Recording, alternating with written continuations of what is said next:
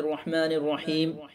حضرت معاذ بن انس رضی اللہ عنہ سے روایت ہے کہ رسول اللہ صلی اللہ علیہ وسلم نے فرمایا، من حما مؤمنا من منافق اراہ قال بعث اللہ ملکا یحمی لحمه یوم القیامہ من نار جہنم ومن رمى مسلما بشیء یرید شینه به حبسه اللہ علی جسر جہنم حتی یخرج مما قال۔ جس نے کسی مسلمان کی کسی منافق کے مقابلے میں حمایت کی، حضرت معاذ رضی اللہ عنہ کہتے ہیں کہ میرا خیال یہ ہے کہ آپ صلی اللہ علیہ وسلم نے فرمایا کہ اللہ تعالیٰ قیامت کے دن ایک فرشتہ کو بھیجے گا جو جہنم کی آگ سے اس کے گوشت کی حفاظت کرے گا،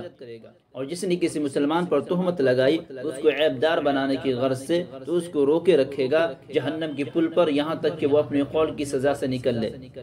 من حما مؤمنا من منافق کا مطلب یہ ہے کہ ایک شخص ایک صاحب ایمان کو اپنی زبان سے اس کی برائی بیان کر کے یا اپنے ہاتھ سے حملہ کر کے ذلیل و خوار کرنے کی کوشش کر رہا تھا کہ ایک دوسرے مسلمان نے صفائی دے کر کہ تم اس کی طرف جس برائی کو منسوب کر رہے ہو وہ غلط ہے، یا یہ کہ حملہ کرنے والوں کو حملہ کرنے سے روک کر اس مومن کی آبرو بچا لی، تو اس کا اجر اسے یہ ملے گا کہ کل قیامت کے دن اللہ تعالیٰ اس کو جہنم کی آگ سے محفوظ کر دیں گے اور اس کی حفاظت کے واسطے ایک فرشتہ کو متعین کر دیں گے۔ ومن رما مسلمن سے مراد کیا ہے؟ مطلب یہ ہے کہ کسی نے اگر ذلیل و رسوا کرنے کے غرض سے نہ کہ بغرض اصلاح کسی مسلمان پر کوئی تہمت لگائی تو اس کا نتیجہ اور انجام کل قیامت کے دن نار جہنم میں جلنے کی صورت میں ظاہر ہوگا، اور جب تک اپنی تہمت بازی کی سزا بھگت نہ لے گا اس وقت تک جہنم سے باہر نہ نکل سکے گا۔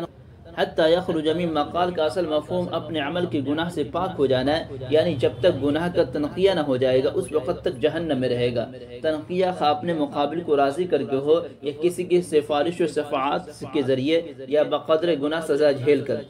فائدہ اس کا کیا ہے؟ جو کسی مومن کو زبان یا ہاتھ وغیرہ سے ایذا پہنچائے اسے منافق کہا گیا ہے، کیونکہ وہ مومن کے عیوب کو اس لیے بیان نہیں کرتا ہے کہ وہ اس کا تدارک کر لے، بلکہ اس کا مقصد مومن کو رسوا اور ذلیل کرنا ہوتا ہے، اور ایسا کرنا نفاق کی علامت ہے۔ نیز وہ ظاہر تو یہ کرتا ہے کہ میرا مقصد اصلاح ہے، مگر اس کا مقصد اس کے برعکس ہوتا ہے۔